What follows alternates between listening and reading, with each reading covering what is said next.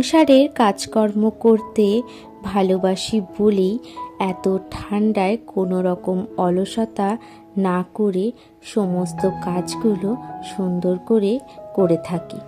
রাধে রাধে বন্ধুরা, কেমন আছেন আপনারা সবাই? আশা করছি আপনারা সবাই ভালো আছেন ও সুস্থ আছেন। আমরাও বেশ ভালো আছি। আমার আরও একটি নতুন ভিডিওতে আপনাদের সকলকে স্বাগত জানাই। আজ শুক্রবার আর ঘড়ির কাঁটায় এখন বাজে সকাল 7টা নাগাদ। এখন থেকে আপনাদেরকে সাথে নিয়ে আজকের ভিডিওটি শুরু করলাম। ঘুম থেকে উঠেই সবার প্রথমে বাসি কাজগুলোকে আমি সেরে নিয়েছি। আজকে আপনাদের সাথে আমি এখন এই যে বিছানাটা গুছাচ্ছি, সেখান থেকে ভিডিওটি অন করেছিলাম।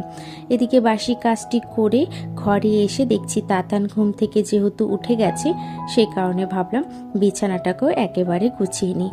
বিছানাটাকে গুছিয়ে স্নান সেরে চলে এসেছি ঘরে এসে নিজেও একটুখানি রেডি হয়ে গেছি। আর এদিকে নিজে রেডি হয়ে দেখছি কি বাবু যেহেতু ঘুম থেকে উঠে চলে গেছে কাজে, আর বিছানাটা গোছানো হয়নি, সেই কারণে আগে কি করলাম, বাবুর বিছানাটাকেও গুছিয়ে নিয়েছি। আমি সব সময় চেষ্টা করি যতটা তাড়াতাড়ি পারি বিছানাটা গোছানো, যেহেতু বাসি বিছানা বেশিক্ষণ ফেলে রাখতে নেই, সেই কারণে কোনো এক সময় যদি অনেক কাজের চাপে কিছুটা সময় আমার দেরি হয়ে যায়, তো সে কারণে বাবুর বিছানাটা সুন্দর করে গোছানোর পরে এখন বাবুর ঘরের প্রত্যেকটি জানলা খুলে দিচ্ছি। আর বিছানার ওপরে কিছু কিছু জামা প্যান্ট রয়েছে, সেগুলোকে সুন্দর করে ঘরে ভাঁজ করে রেখে চলে এসেছি রান্নাঘরে। এখন রান্নাটা সেরে নেব। আজকে একটু তাড়াতাড়ি রান্নাটা বসিয়ে দিয়েছি, কারণ কি অনেক সময় না তাড়াতাড়ি কাজগুলো করতে গিয়েও দেরি হয়ে যায়, যেহেতু তাতান ছোট, আর তারপরে বাড়িতে আজকে খুব একটা মাও থাকবে না, দিদিও থাকবে না, তো সেই কারণেই আমি আগে রান্নাটা করে নিচ্ছি। তো এদিকে সকালবেলায় করেছিলাম হচ্ছে যে সিম বড়ু, মানে যেটা আমরা বলে থাকি বা অনেকেই বলে সিম চচ্চড়ি। তো সকালবেলা আলু দিয়ে সিম চচ্চড়িটা করে নিয়েছি। আপনাদের সাথে পুরো ফুল রেসিপিটা শেয়ার করতে পারিনি এই কারণে, যেহেতু আমাদের এখানে একদমই কারেন্ট ছিল না, তো যেটুখানি পেরেছি ক্যামেরাতে সেইটুখানি আপনাদের সাথে শেয়ার করলাম।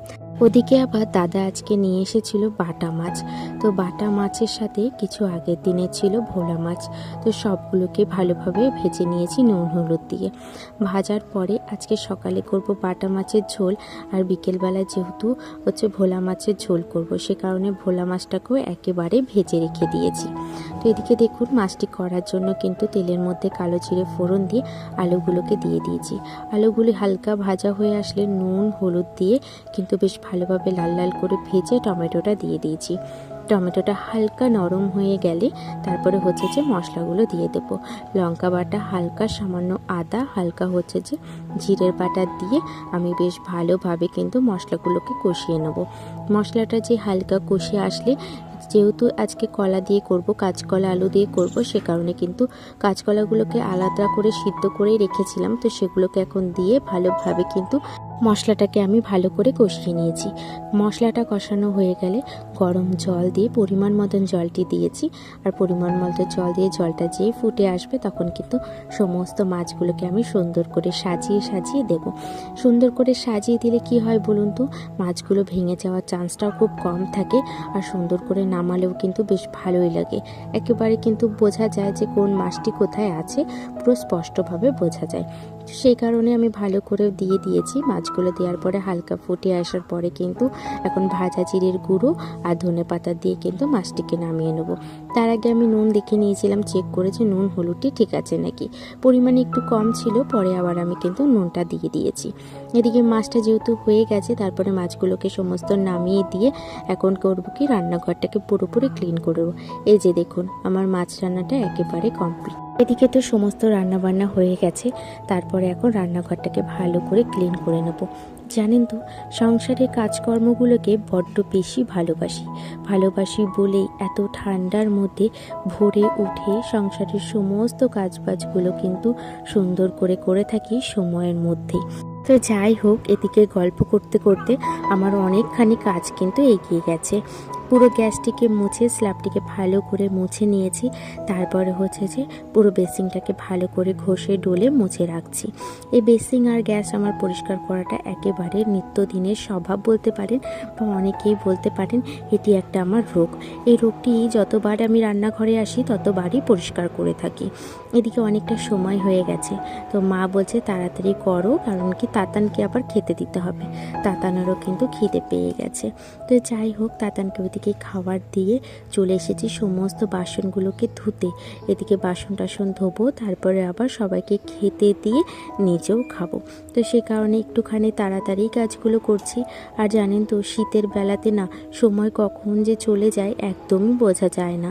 তো সে কারণে ভাবি কি একটা হাতে হয়তো ঘড়ি পরে রাখলে ভালো হতো, টাইমটি দেখবো আর কাজগুলো করব। সব সময় তো সম্ভব হয় না যে ফোন দেখে দেখে কাজ করা বা সময় দেখে দেখে কাজ করা। যতই ভোরে উঠি না কেন, তারপরেও মনে হয় অনেকটা দেরি করে উঠেছি।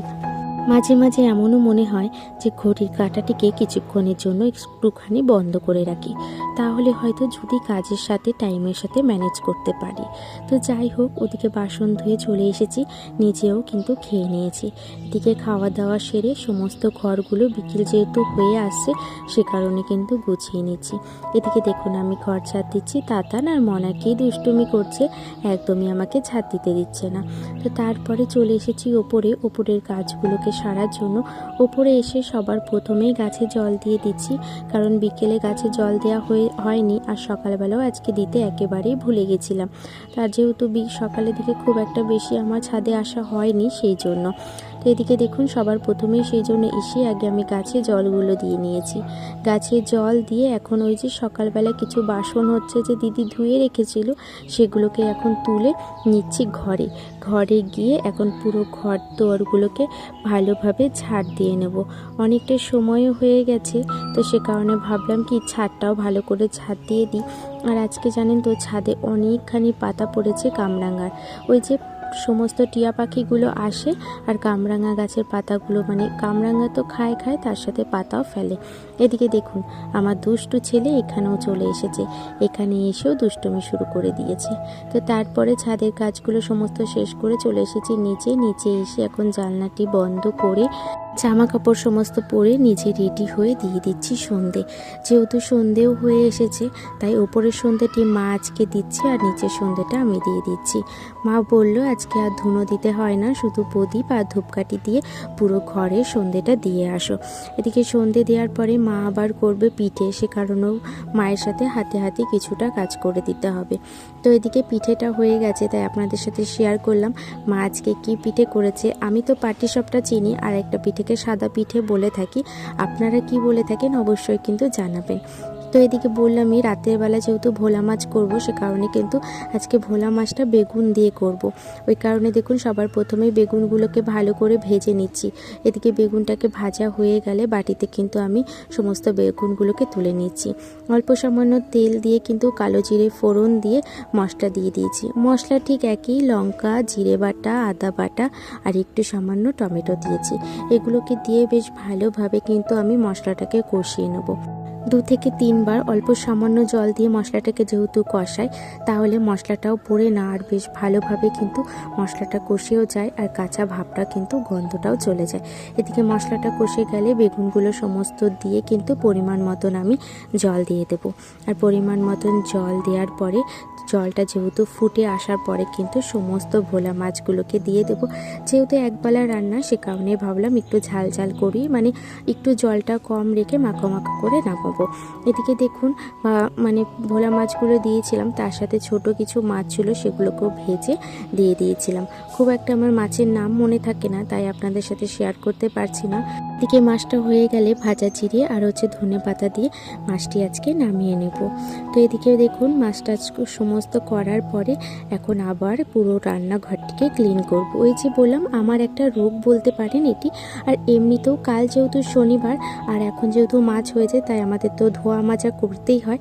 তো সেই কারণে ভাবলাম একেবারে এখনই ধোয়া মাজা করে সমস্ত কিছু আমি রেখে দিই, তাহলে আর রাত্রেবেলা এই ঠান্ডার মধ্যে করতে হবে না। তো সেই কারণে ভালো করে গ্যাসটিকে মাজা ধোয়া করে কিন্তু এখন আমি রেখে দিচ্ছি। এদিকে গ্যাসটিকে মাজা ধোয়া করার পরে একটা শুকনো কাপড় দিয়েও কিন্তু পুরো গ্যাসটিকে আমি মুছে নিয়ে কিছু সামান্য বাসন ছিল সেগুলোকে এখন হচ্ছে যে ধুয়ে নেব। তো চলুন আজকের মতন ভিডিওটা আমি এখানেই শেষ করলাম। যদি আমার ভিডিওগুলো ভালো লেগে থাকে তাহলে আমার পাশে থাকবেন আর এইভাবে আমাকে সাপোর্ট করবেন। এত কম সময়ে যে আপনাদের এতটা সাপোর্ট পাবো সত্যিই আমি কখনোই আশা করিনি। তো দেখুন এদিকে আমার সমস্ত বাসনগুলো মেজে নিয়েছি, এখন ধুয়ে তাকের ওপরে জল ঝরানোর জন্য রেখে দিচ্ছি।